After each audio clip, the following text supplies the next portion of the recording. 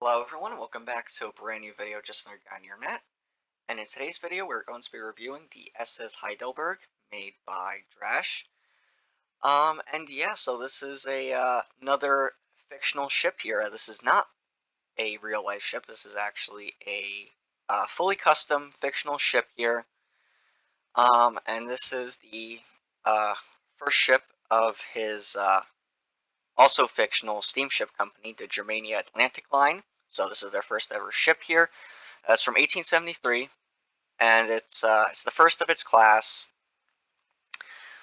Um, and yeah, so some other fun facts is that this ship can carry up to it has a capacity for over 600 passengers in all three classes, and has a top speed of 12 knots.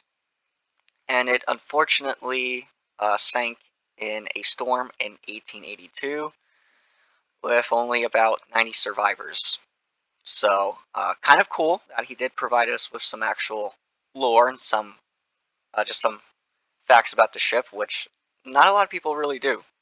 So, kind of wish more people would kind of do that because it's always fun, having some actual information since it is a fictional ship. Um, and yeah, so I like how this turned out. So, like I said, it is from 1873, so it is a bit dated compared to some of the other ships that you guys might know about. But it's still really neat. So I really like the exterior. I like the paint scheme. I like the blue stripe there. That's very interesting. You don't really see a lot of blue being used. Um, but yeah, you're also going to notice that it does carry sails, since a lot of ships from this time did actually carry sails. So that's also pretty accurate. Um, and there's also not a whole lot of superstructure, as you guys can see. All you have are these small wooden deck houses, and that's also very accurate for the time period. You didn't really have a whole lot of superstructure on ships from this time, since we were just coming out of the age where passenger ships were still being built like sailing vessels. So most of the passenger accommodation was below deck in the hull. So for 1873, this is definitely very accurate. This could very well be an actual ship from this time period. So very accurate there. And yeah, so let's actually start reviewing some of the interior. So far the exterior looks really, really good. Lots of detail and everything. And so yeah, so you got the bridge here. So not really a whole lot to say about it. Of course, it's completely open. There's no cover or anything. Let's see. We got a little skylight here. Okay. And so yeah, there's really not a whole lot up here. It's really just the boat deck that we should really focus our attention on here. So yeah, I got the boat deck here, of course. Very large, very open, very spacious here. Of course, because there's, like I said, not a whole lot of superstructure. So you just got a whole lot of open deck space here. And let's see, so yeah, just some small little entrances here at the bow. This is reminding me a lot of Cunard's uh, Bothnia class and also the Gallia as well. Since I'm building it in Minecraft, and this is reminding me quite a bit of the actual Gallia. So yeah, we got the entrance for crew there, and just a whole lot of machinery here. So again, a lot of rigging, some anchor chains here, breakwaters, of course, got some vents, and we got even more entrances here. So yeah, just a lot of entrances. And yeah, cargo hatch here, very flat there. We also have the lookout's nest, but I don't see one, so that's very interesting. And let's see. So yeah, here we have kind of the bridge area. So we have the wheelhouse. I'm not sure if you can really see a lot from here, but you do have the helm, and you even have a little, little kind of overhead view of the ship there, so that's really cool. I've noticed that in some of his other builds. And okay, so let's see. We have the card room here, so not really a chart room. I mean, sorry, I'm not sure what a card room is. But let's see. Officers. So officers' quarters here. We have the captain. Very nice. So yeah, very basic here. As you can see, not really a whole lot going on, but that's just really standard for the time period. So just a lot of officers here. So we got the second officer, toilet, and you can see that there's not even they don't even get a bathtub. So, and let's see, so second cabin, so this is second class entrance there. So I did take a good look at the deck plans, and how the ship is arranged is you have the you have you have the first cabin cabin class at the stern, and kind of in the midships you have second class with some crew, and forward you have steerage with also some crew spaces as well. So that's just kind of the arrangement there. And this right here is, yeah, I think more crew spaces. So, and we also have the engine hatch here, so it just lies completely flat on the deck here. So very basic, but then again, that's kind of how a lot of ships back then were kind of constructed. You always see this basic setup. And okay, so, oh, that's just a locker. And all the way back here is first class. So first cabin there, if you want to get technical. And back here is probably the kind of steering engine, yeah. And also some more skylights. Of course, you got lifeboats. And that's actually really it. So not really a whole lot going on up here, like I said. But anyways, yeah, let's head down to the main deck. So we got crew areas at the very bow here. So just some paint store, crew spaces, workstation. So his a lot of this is reminding me of some of his other maps here. So he probably took some inspiration, or that's just kind of his overall building style, but looks really good here. Very detailed. So yeah, this is steerage. Okay, so yeah, this right here is steerage, and it's got the basic setup here. Of course, back then a lot of steerage. This was kind of the setup here where you just had a lot of beds in one big open space. But here at least they do get a little bit of luxury. They're in these separate rooms, but still you're sharing a bunk with like 13 other people, 11 other people. 1, 2, 3, 4, 5, 6, 7, 8, 9, 10. So yeah, with 13 other people. Well, it depends on the size of the room here. Here it's a little bit smaller, but still not very, you don't get a whole lot of privacy here. And they also do get some toilets, of course, but I don't think they're really going to get any actual baths here. I'm curious if, okay, so hang on, so, oh, there are actual baths here, since, again, we're still coming out of that stage where even a lot of ships didn't even have actual bathtubs. All they got was toilets.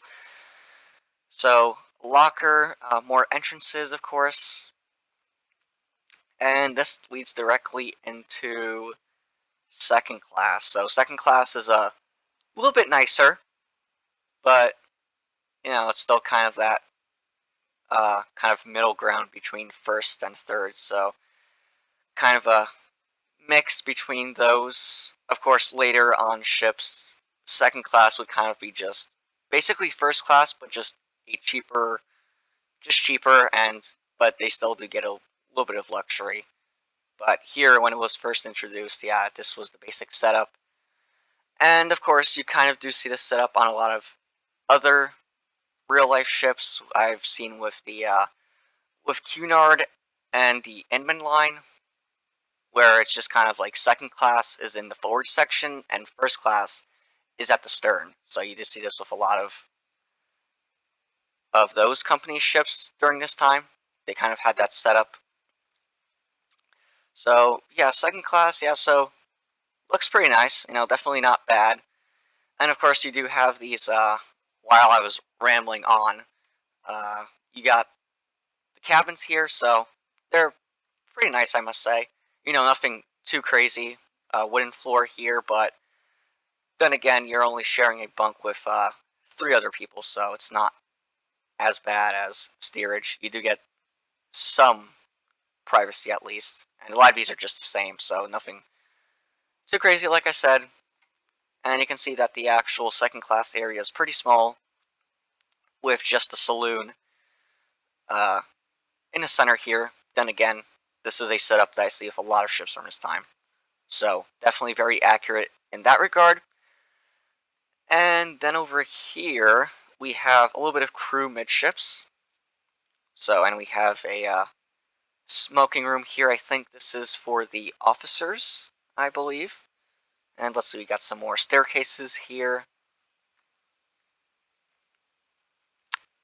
Oh, so this is actually for second class here. Right. This area would not probably like be for second class, but they would use this entrance to come down here. Since I see that with some other ships, I see that with the Gallia, for example, where they have kind of like the crew areas mixed in with the actual passenger areas. It's very interesting. And we also have toilets here, baths, and boiler room entrance. So yeah, there's the actual boiler casing or boiler hatch. So yeah, more crew spaces here. We got some engineers, for example. So very basic, just bare white walls and wood flooring. We got a kitchen here. So kind of like a little pantry area up on deck as well. So yeah, more engineer spaces. Got a little skylight there. Locker. So yeah, not really a whole lot going on here. You do have the doctor. And also kind of the hospital here as well. Toilet.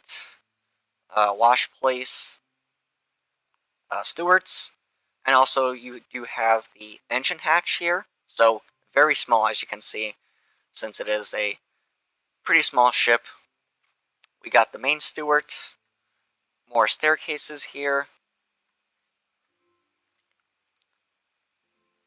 But anyways, at the stern, like I said, is where you'll find first class.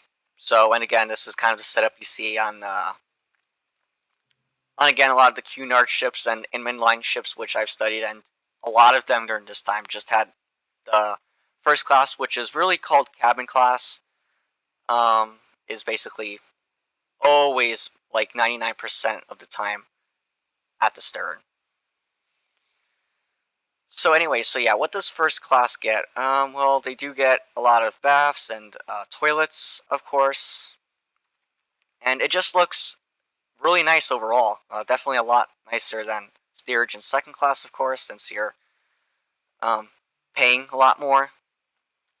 And also the entrances are a bit more spacious. The actual staircase just a bit more spacious, a lot more fancier kind of entrance here. You get your own entrance instead of having to go through this kind of the crew staircases. So this I like. This looks really good. Um, really like the actual kind of skylights here. I like how he did the light fixtures here. Of course, this is not electricity, of course, since this was the 1870s. Electric lighting had really not become a thing on. Actually, not had been yet even introduced. So this is mostly you're just going to be seeing oil lamps.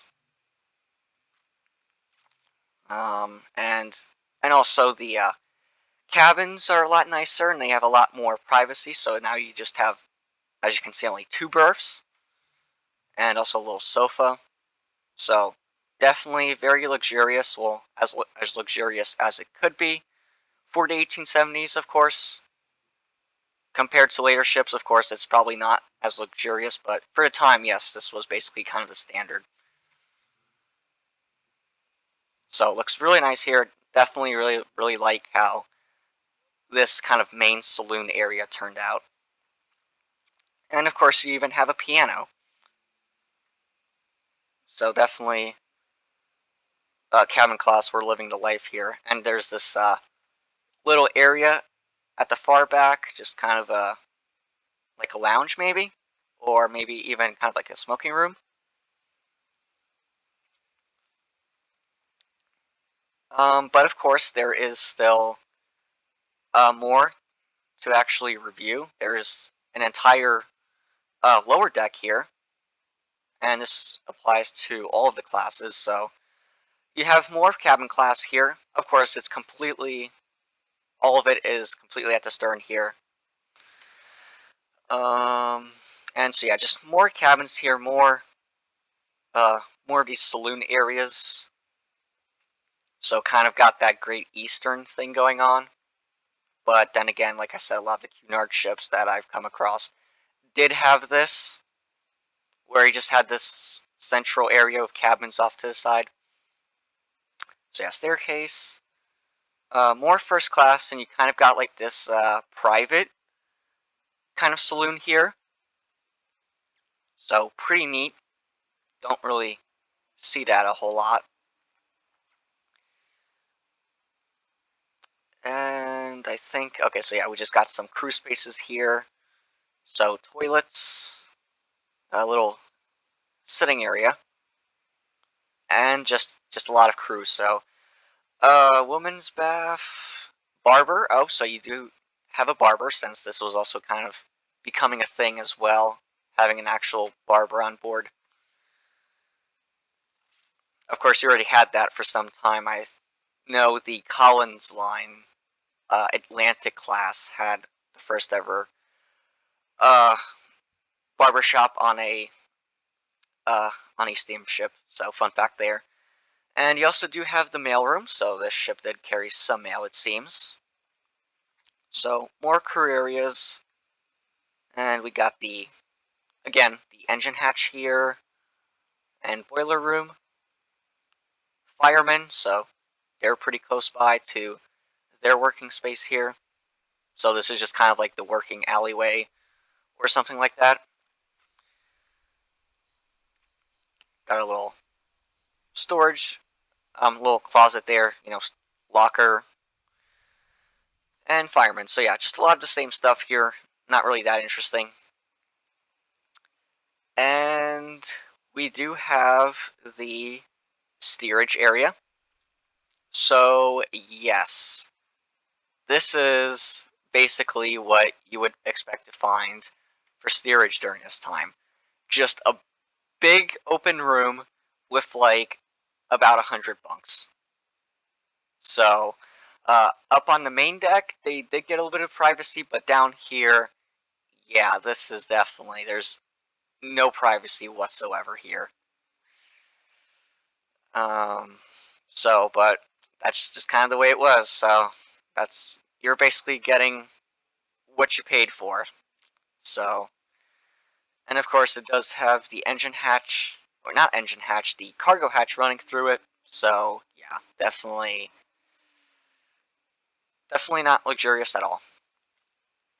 But is accurate for the time. So, and yeah, just another dormitory here at all. It's a bit smaller, but yeah, just trying to cram as many beds as possible, and then you have kind of these.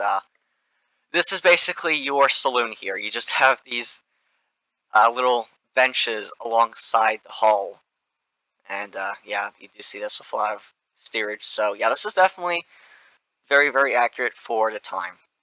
So definitely a lot of, even though it's a fictional ship, there's a lot of research involved in getting this as accurate as possible for a ship that would have been built during this time. And then you just got some more crew areas. Got some, I think, sailors. So of course you would need some sailors for the actual sails, since, like I said, this ship does still carry sails. And then you just got kind of like the forepeak here. So, and that's actually it for the passenger accommodation. Then you just got the cargo holds, the boiler room, and the engine room. So you got some food storage areas here. So you got some bread locker, ice house, and some vegetables. Let's see. So meat and yeah. So this goes down to the hold here. So deep down in the ship, just a lot of storage, of course. So yeah, cargo holds, pretty basic. Nothing really worth noting here. Just your basic setup here. And okay, so this is like the coal bunker, I think. Yeah, it has to be. And you got your boiler room. So just one boiler room here. Yep. And you can see that the what's worth noting is the boilers are not facing the front of the ship. They're actually facing the side. And yes, you do see this on a lot of ships. Well, at least the ships that I've come across from this time period, like the like White Star Line's Oceanic class, and also a lot of the Cunard ships, like the Gallia, for example. Again, keep using that as a reference, but they had this. They had this setup where the boilers were facing the side of the ship. If you can find the boiler and engine plans, yes, they will show that they did have something like this. So yeah, then you got the boiler hatch here. Of course, you got the actual uptake, so one funnel, so just one single uptake, and just a lot of coal, so you can see just how much coal there is here. And boiler room is kind of like in the center, so it's not against the side of the ship here. So, and you also kind of do see that a lot during this time period. And yeah, you can see that the engine room and boiler room are not connected, so they're completely separate here. And you just got the engine room here. I really like this green here. That looks really nice there. And so yeah, got the engines here, and these would be like, I think, compound engines, since during this time a lot of ships had the compound engines. They had just become a thing. The National Lines Italy from 1870 was the first ship that introduced had the first ever compound engines, I think. So very detailed, of course. And okay, so got another workstation here. And we have the propeller shaft, so just one single propeller shaft here, so it's not a twin screw, since those really hadn't become a thing yet. Yeah, again, that was more of an 1880s thing. So for the 1870s, yes, this would have been very accurate. You just basically had single screwed ships for the most part. And so there you guys go. There is my look at the Heidelburg. So all in all, it's a very, very good build here for being a fictional ship here. I like how it turned out. It's very accurate. This could easily pass for a ship from this time, because definitely a lot of research was involved in making this as accurate as possible. So, it's not like a, for example, you have the single screw on it, which that's really all that there was during that time period, compound engines. So yeah, very, very accurate, especially if also the passenger accommodation setup, it's very typical for that time period. So since I do see some other people where they try to build like an old passenger ship from like the 19th century, and they try to incorporate 20th century features onto it, like elevators and stuff. It's absolutely crazy. So, but I can definitely appreciate this map here. So, really like it.